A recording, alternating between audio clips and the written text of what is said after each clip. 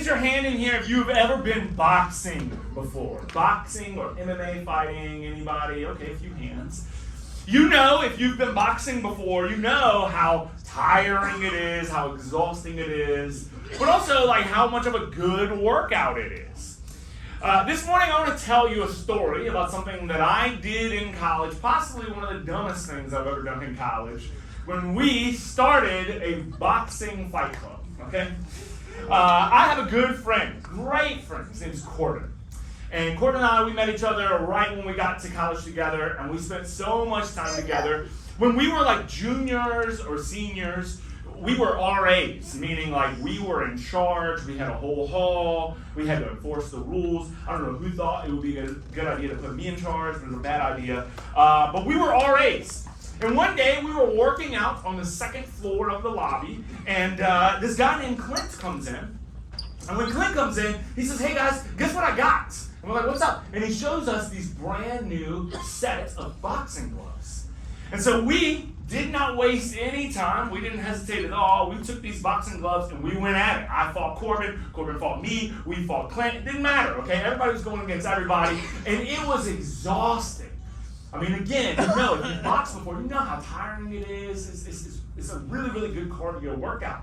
And so after we were done, we were like, man, that was so fun. Let's do that again next week. Let's just not tell anybody. Let's do it again next week. So the next week we show up, same time, same place, except this time I invited a friend, right? And then the next week, hey, let's do it again. And this time, Corbin invites a friend.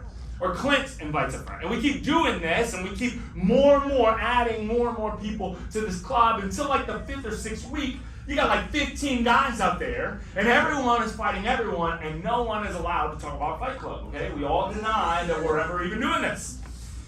And I remember one day, like well into this Fight Club, I remember one day sitting in class, and it was right before the teacher starts teaching, and this guy named Doug leans over to me, and he says, "Hey man," he says, "I hear that you guys have a fight club going on." And I looked at Doug and I said, "Hey man, I have no idea what you're talking about, right? I don't know who told you that, but they are lying to you." And he said, no, please, I want to come and I want to participate. I want to fight. Like, it sounds a lot of fun. And I'm like, well, maybe you can find another one because I don't know. Like, I don't know where you're getting this information, but it's not true. And so he keeps pestering me, he keeps bugging me, please let me come. And I said, fine, dude, we'll meet at Tuesdays, second floor of the lobby, be there. Tell them the time, tell them the location. And that night, Doug gets there, and again, it's just like a normal fight club, okay? We're having a good time. We're not trying to knock each other out or anything like that. We're just boxing and competing against each other. And finally, it gets time for Doug to compete, and he really wants to fight against Corbin for some reason. And he's like, "Yeah, I really want to go against Corbin." And I'm like, okay, so we put gloves on him. Corbin puts gloves on. And we ask him, I said, "Doug, you ever fought before?" And he's so eager. He's so like ready. He said, yeah, man, I'm good. Let's just go. And I said, "Doug, well, like, just keep in mind, like, keep your hands up if you've never fought before. Protect your face, okay?" He said, "It's really important. We're not trying to knock each other out. We're not trying to kill each other. We're just trying to have a good time. So don't be throwing, like, haymakers and stuff." And Doug said, yeah, man, I'm good. Let's go. Let's just fight. Come on, stop talking. Let's fight. And I'm like, okay. And so we say 3, 2, 1, and they touch gloves. And let me tell you something. It is very obvious that Doug has never been in a fight a day in his life, okay? This dude had no idea what he was doing. I mean, he's just walking over to Corbin, like, hands down, and we're yelling at him, "Doug, keep your hands up, man. Protect your face." And Corbin is just eating this guy alive. I mean, he is giving him more combos than KFC, all right? It's just 1, 2, 3. And Doug is getting hit in the face. He's not putting his hands up. Everyone's yelling at him to put his hands up. And the more frustrated he gets, the harder that he throws hits. I mean, he is really trying to knock Corbin out at this point. And at one point, he gets so frustrated. And he takes his fist back and he throws the biggest haymaker I've ever seen in my life. And he misses around the same time that Corbin throws this right hook. And this right hook and the strength of Corbin meets Doug falling down, like the momentum, and he just perfectly connects it with his eyeball, and right then and there, Doug passes out and hits the ground. And all the guys are like, oh my gosh, yo, check this out, you just got knocked out. But keep in mind, me and Corbin, we are in charge, okay? We're not supposed to be doing this. And we just knocked the guy out. And so we're trying to calm everyone down, like, hey, everybody chill. And we go over to Doug, and we smack him in the face a little bit, and we're like, hey, you okay? He gets back up to his feet, and he's laughing, and we're laughing. We're like, okay, maybe it's time to cancel Fight Club for a second. this is not a good idea. And everybody goes home, will shower, everything's good, and nobody knows anything happened until the next morning. Corbin knocks on my door, and I'm like, what's up, man? And he says, dude, did you see the text from our boss? His name's King Green. He says, did you see the text from King Green? And I said, no, what does it say? And I look at my phone, and he texted both of us. And he said, hey, Doug Francis was in a fight club last night that's been meeting on campus. And this morning he woke up and his eye socket is broken and he needs plastic surgery to fix his eye. And he says, I'd love to see you guys in my office this morning. And so I look at Corbin like, yo, what are we going to do? And so we go and we sit in King Green's office, and you know when they know, but they're giving you a chance to confess. You know what I'm talking about? Like, he knows, dude. He's got to know. Why would he text both of us? He knows that we did this. And so he looks at me, he looks at Corbin, he asks, what happened? And in that moment, I did what all of us in here do. I said, well, wasn't my fault, right? This ain't me. If we're going to blame anyone, don't blame Kevin McNeil. I was just there, right? If we're going to punish anyone, let's punish Clint, okay? Because Clint is the one that had the boxing gloves to begin with, okay? Clint is the one, the whole reason that this thing started, okay? If Clint never bought these boxing gloves, we would have never had a problem. So if we're going to come down hard on anybody, let's come down hard on Clint. I said, dude, if we're going to punish anyone, that man right there, punish Corbin Coon. This dude's like Floyd Mayweather beating up a guy who's never boxed a day in his life. I'm like, man, we're going to punish anyone. Come down hard on Corbin. He knocked him out. He should feel ashamed. He should feel bad that he did that. And at one point, I said, man, if we're going to punish him, I don't want to be a victim blamer, but if we're going to punish anyone, Doug, okay? We kept telling him, put his hands up. We never had these problems until he came around. If he would have just listened to us, if he would have just did what we said, we wouldn't be in this situation now. If we're going to get anyone in trouble, get Doug in trouble. We're already in trouble, though. Sorry. Look, I can say this, and I know that you won't judge me because you do the same thing. I've done it. You've done it. From the very beginning of time, we, mankind, we have been blaming our problems on other people. And if you look in Genesis chapter 3, at the very beginning, when God created Adam and Eve, and he put them in a garden, he said, hey, whatever you do, don't eat from this tree. Eve takes some and she eats it and she gives some to her husband. And God comes down and he says, hey, did you guys eat from this tree? And you know the first thing that Adam says? Wasn't me. It was that lady, right? That lady that you gave me. She made me do this. And he goes to Eve and says, hey, why did you eat this? And she says, wasn't me, right? It was the serpent. The serpent deceived me. And so he was the one that made me do it. And everybody in here, man, we, at some point, we have all taken our responsibilities, our problems, things that we have done, and we said, man, this isn't my fault. This is someone else's fault. I mean, some of you in here, you look at your finances, and you say, man, I am broke, and I got a debt up to the ceiling. But it ain't my fault. It's this job that doesn't pay me enough. It's these groceries that are outrageous. It's this gas that's super expensive. It's Joe Biden who is in charge of inflation and hasn't done anything about it. I'm broke not because of me, but because of our boy Joey. It has nothing to do. It has nothing to do with our credit cards. It has nothing to do with our spending habits. It has nothing to do that we don't ever create a budget. It's other people's fault. There's no way this is our fault. We do this in our marriages. Okay, we said, man, my marriage is struggling. We're not having a good time. I don't feel fulfilled. I hate this relationship. I want out. And it's all their fault. My husband is so lazy. All he does is play video games and sit around and watch TV, and he doesn't help and he doesn't communicate. And the husband says, no, it's her. She's nagging all the time, and she always has me do things. She wants to talk about my feelings, and I don't care about that. And you blame it on the kids. You say, man, these kids just take every ounce of energy that we have. And this is why our marriage is struggling. It has nothing to do with the fact that when you're angry, you are really mean to your spouse.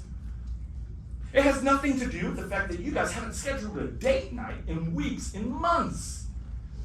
It has nothing to do that when you're all alone, you're looking at these websites. You're looking at these fantasy land. You're looking at these images and watching these videos. It's other people's fault. It's her fault. It's his fault. It's not my fault that my marriage is struggling. Here's the thing. We even do this spiritually as well. I've been a pastor for over 10 years. And it doesn't matter what church I work at. At some church, everybody at some point comes to me and they always say the same thing. Man, I'm feeling so distant from God. I want to be closer to Him. But this church, this sermon, it's just not deep enough for me. I want to get closer to God, and no offense to you, but your sermons just aren't that deep. I'm sorry. I'm going to have to find another church. This worship music is good, but it's just not for me. It's just not helping me grow and connect to God. So I'm sorry. It's not my fault. It's your fault. It's the church's fault. So we're really good at looking at all these other people and saying, this is their fault. There's no way that this could be my fault. This morning we are continuing our sermon series called We Are Canvas. And last week, what we did was we celebrated 2 years as a church. That's pretty cool. And what we said is over the next few weeks, we're going to talk about the values of our church, things that our church care a lot about. And not only are they things that we care about, we believe they're things that if you apply them to your life, you will be a better follower of Jesus. The first week, the most important thing was, hey, there's endless second chances. When it comes to following Jesus, it doesn't matter how much you've messed up. It doesn't matter how many times you've blown it. There's always going to be another second chance with Jesus. The second thing we said is that you belong here, regardless of your past, regardless of what you've done, all right, regardless of your baggage and what you're struggling with. You belong here. Jesus wants you here. We want you here. But this morning, I want to talk to you. I want to challenge you, if you will. I want to challenge you and tell you another value that we care a lot about. It's not as warm and fuzzy, but it is really, really important. And that value is the idea of you own your growth. Now, as your pastor, as a pastor, I love and hate this idea. I love it because it's not on me. I can't get you into heaven. I can't make you do anything. I can't make you believe in Jesus. I can't make you read your Bible. I can't make you join up for a community group. It's just not on me. And so the pressure that I feel to save you is lifted off of my shoulders. I have to own my growth. You have to own your growth. I can't do this for you. It's not on me. I love that. But the reason that I hate this is because it's not on me. Because I would love nothing more than force you to read this Bible. Force you to check this box and get baptized. Force you to be a generous person. Force you to forgive someone. Because I know on the other side of that, man, it's a rich and satisfying life. Man, you have no idea what God has for you on the other side of that. But I can't do it. It's not on me. I can't make you do this. And so this morning, we're going to talk about this value of you own your growth.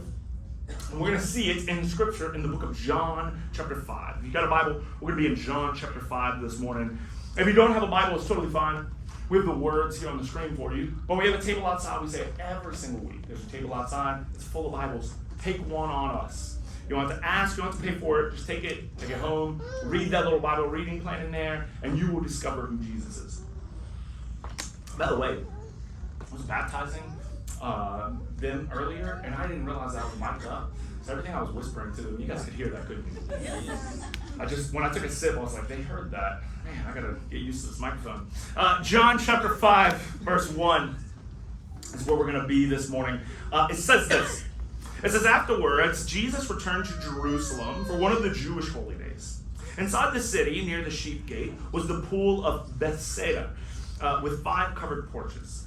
Crowds of sick people, blind, lame, or paralyzed, lay on the porches. One of the men had been lying there, had been sick for 38 years. When Jesus saw him and knew he had been ill for a long time, he asked him, would you like to get well? If you're reading this for the first time, you are probably thinking to yourself, Jesus, that's a dumb question, okay? Like, there's no dumb questions, but that one's kind of dumb, right?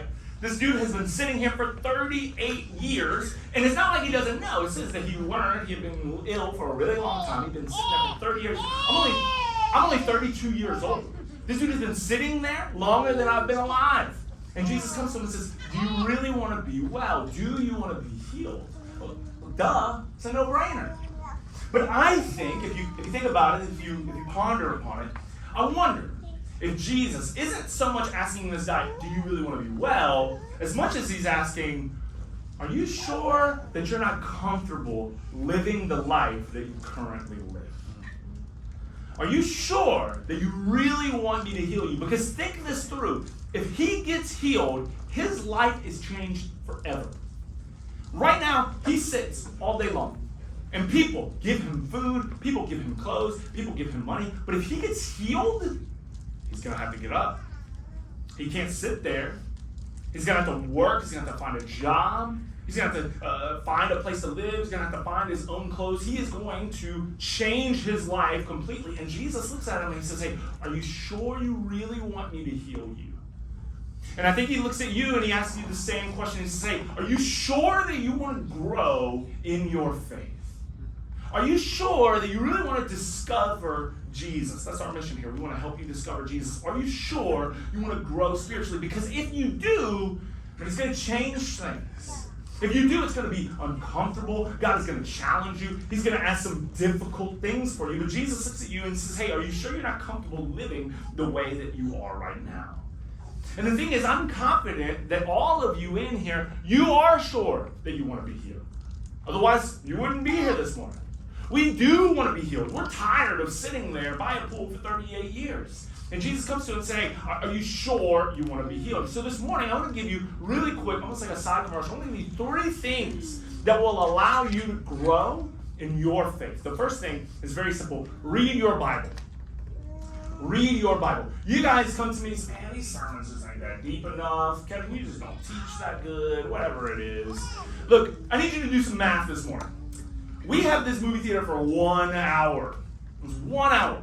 And we meet every Sunday. There's 52 Sundays in a year. Okay, so that means you got 52 hours of Campus Church out of the entire year. Okay, out of 365 days, we only give you 52. Do you really expect me to grow your faith in 52 hours? I got 30 minutes with you, and then people are going to start coming in here, and the screen's going to come on for a movie, right? But you know what would help you is if you took this Bible and you read it on your own. If you own your growth, you say, I want to discover who Jesus is for myself. I want to fact check Kevin. I want to make sure that what he is saying is correct. This is why every single week we say, hey, take a Bible on us. We're giving you them for free. We're setting you up for success. I dare you this morning, if you want to grow in your faith, read your Bible. The second thing is to consider baptism. You know, I have had a talk over the last 2 weeks with 2 different people. And they said, man, I'm thinking about that, or I'm thinking about following Jesus. I just don't really know how. I don't know really where to start. I've done so much. I've messed up so much, and I don't know what this looks like. And I tell them the same thing I tell you. When you read the book of Acts, anytime anyone wants to follow Jesus, they immediately get baptized. And so I say the same thing to you. Hey, if you're thinking about making this decision to follow Jesus, then check the box. Check the box that you are interested in baptism. It's on your Connect card. It's on the little Church Center app. But check that. It doesn't mean that you are. It doesn't mean you're going to get baptized. It just means, hey, I'm curious about what this looks like. What does it mean to follow Jesus? What does it mean to get baptized? What happens during baptism? Some of you in here, if you want to grow in your faith, you should consider baptism. The third thing, the last thing, is consider joining the team. I mean, look around. All of this stuff does not just magically appear from the ground. We wake up early and we set all this stuff up. We are here at 7 a.m. unloading the trailer and filling up a baptistry and putting up lights. And the kids team, they are here at 8:30, setting up classrooms for your kids. That's 75 kids last week. I can hear some cooing and cawing in this room. It's great. I always say, if the church ain't crying, the church is dying, right? So we love kids. We want them all to come here. But we need help to do that. You should consider joining the team. It's one thing to come here and sit in service. But it's another thing entirely to say, man, I played a role in giving to the service and creating a space for someone else to come. Last week, oh man, hey, there he is, Juan right there. I told him I was going to pick on him in my sermon. Last week, Juan shadowed and he helped set up sound and lights and stuff. And so he was here at 7 a.m. He was like half awake, but it's all good, right? He comes in, we unload this trailer, we get everything done. And around 10 a.m., we're standing right there against that wall. And he looks out at you guys and he's like, whoa, there's so many people here. This is so cool. And I went up to him and I was like, you know what's even cooler? The fact that you created a space for them to be here. Right? When Jesus says, hey, it's better to give than it is to receive, it's better to serve other people. And so the idea that he woke up early so that you could go to church is phenomenal. And so you should consider, if you want to grow your faith, you should consider joining your team. So let's get back and let's finish this story. Jesus just goes to a guy. He's been paralyzed for 38 years. He goes up to him and he says, hey, do you want to be well? And this is what the guy says. Look at the next verse in John 5:7. He says, I can't, sir, the sick man said, for I have no one to put me into the pool when the water bubbles up. So someone else always gets there ahead of me. Look, notice when Jesus asks him, hey, do you want to be well? Notice that Jesus says, do you want to be well? This guy says, I can't. I can't, Jesus, because someone else gets in front of me. No one else is here to help me. Other people are always ahead of me. There's no way that I can do that. I just can't. He doesn't actually answer the question. He just makes excuses. And as much as we want to look at this guy and make him into a bad person and be like, wow, you gave the Son of God an excuse. The reality is, if you would allow me to just step on your toes just a little bit, I love you, I care about you. The reality is, all of us in here, some of us in here, when we heard these 3 things that you should do, you started making excuses too. You said, man, there's no way I can read the Bible. I don't understand this book. I don't understand what they're talking about. There's no way I can read this Bible because I don't know. That's for other people. That's not for me. There's no way that I can consider baptism. Do you know what I've done? Do you know the life that I've lived? There's no way that I can make that decision publicly and people are going to judge me. There's no way I got baptized when I was a little kid and maybe I didn't understand what I was doing, but I would offend my grandma, I would offend my mom. There's no way that I can get baptized. I can't. There's no way I can join the team and I'm already busy and 7 a.m. is really early and I don't know how to run a soundboard and there's so many kids back there. I don't know if I would do a good job or not. And man, I'm just so nervous about fitting in and I'm nervous about it's not working out. I can't. And so when Jesus asks us, hey, do you want to grow in your faith? Do you want to be healed? A lot of times we say, I just can't. We'll give this guy excuses. You see, I think the misunderstanding is Jesus asks this guy, do you want to be well? Jesus does not ask this guy, hey, how did you get here? Right? What's keeping you here?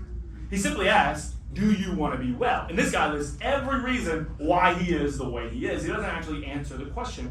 And I think we do the same thing.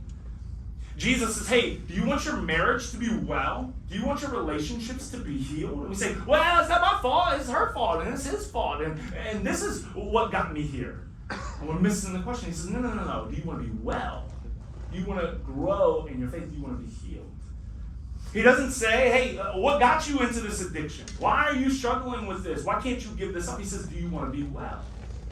He doesn't say, hey, why do you have so much stress and anxiety and depression? What got you? He says, no, do you want to be well? He doesn't say, hey, why do you have so much trauma? What happened to you? Who hurt you? Tell me about your life. He says, no. Do you want to be well? Because if you want to be well, from this day moving forward, you have to own your growth. But be careful. Because if you own your growth, it means things are going to change. It means you can't point to other people anymore. It means if you own your growth, it means some of you might have to get counseling. If you own your growth, it means some of you have to forgive someone who doesn't deserve being forgiven. If you own your growth, it might mean, and just hear me out, it might mean you might even have to apologize to someone. And Jesus looks at you and he says, hey, do you really want to grow spiritually? Do you really want to be healed? And if you do, own your growth. I love how the story ends right here in John 5:8. It says this. It says, Jesus told him, stand up, pick up your mat, and walk.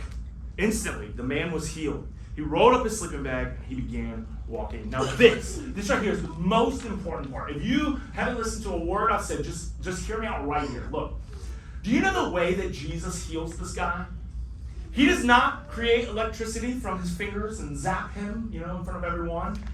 He doesn't call for the heavens to send down some sign in front of everyone, just smoke and mirrors everywhere, and now he's healed. Jesus looks at this guy and says, hey, do you really want to be healed? Stand up, pick up your mat, and walk. And this is what I don't want you to miss. If this guy never stood up, he never would have experienced the healing power of Jesus. This guy had to do something. He had to stand up. If he just sat there when Jesus said stand up and he said, I can't, look, I'm paralyzed, there's no way I can do that. And he had to trust Jesus. Hey, Jesus is telling me to stand. Even though I can't really stand, I'm going to try it anyway. And he stood up and he experienced God's grace. He He experienced God's mercy. He experienced a miracle. He experienced his life being changed forever. But he had to stand up first. Some of you in here, and when it comes to spiritual growth, when it comes to growing your faith, some of you just got to stand up and start walking. Some of you just got to say, you know what? I'm going to try to read my Bible for 15 minutes a day. Some of you are going to say, you know what? Even though I'm really angry at that person, I'm going to work on letting it go. Some of you say, I'm going to get out of my head. I'm going to check this box that I'm interested in baptism and just see what it's all about. Some of you, you're going to say, you know what? I want to join a community group. I want to join a life group. I want to join the team. I want to get more connected to people around me. Some of you, it's not that you're going to be perfect, but you just got to stand up and move. Because if you don't, you will never experience the goodness that God has waiting for you on the other side of this. See, it's important to own your growth.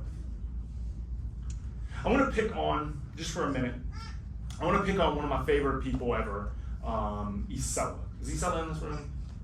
Okay, woohoo, one person. There you go. That's Isela. If you don't know Isela, dude, you're missing out, man. She's one of the funniest people I've ever met. Super, super cool. And we've shared her story before. If you know Isela, you know, man, before she started coming to church, she was not a fan of God. She was not a fan of church. She wasn't a fan of any of this stuff.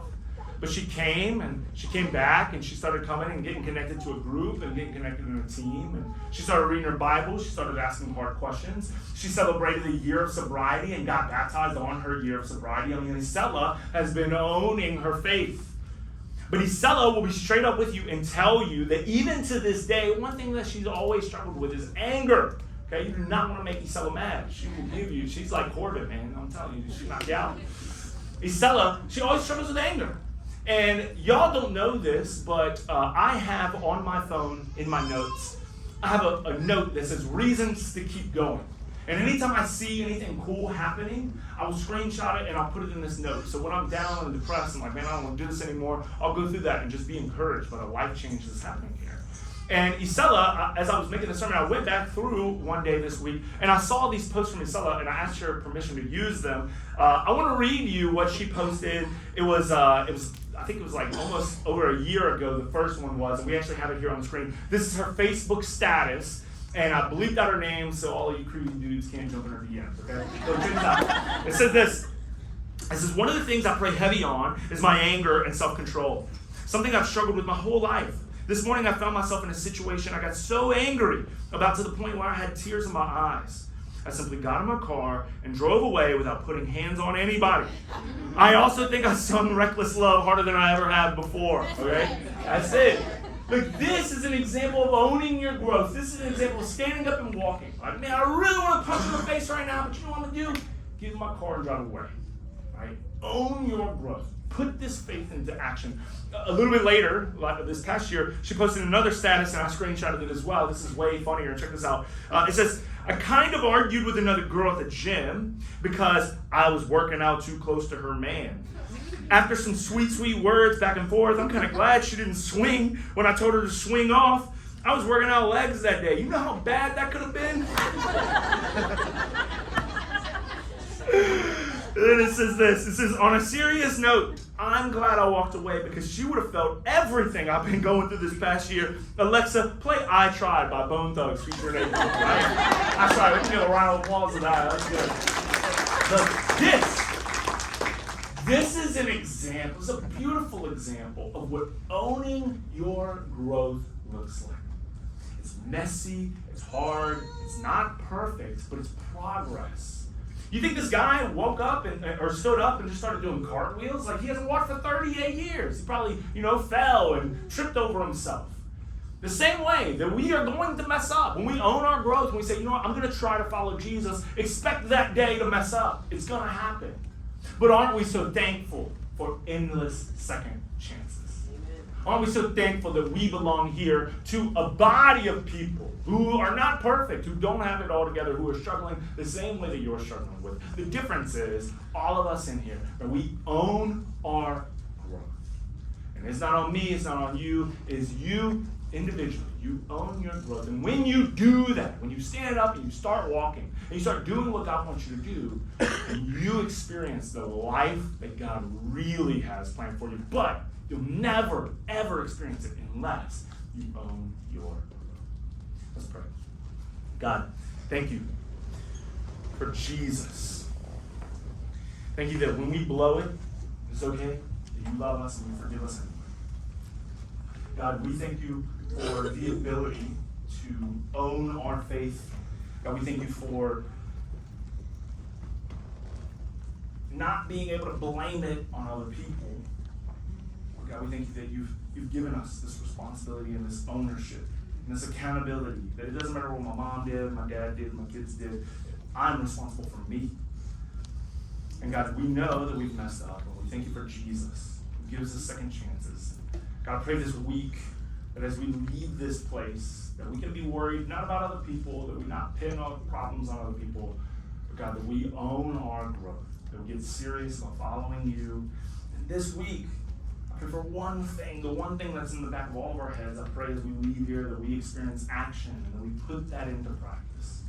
God, I pray that you would help us as we stand up and we start walking, because we know we're going to trip, we know we're going to stumble, we know we're going to fall. God, we're so thankful for you and your patience with us. God, we love you and we serve you.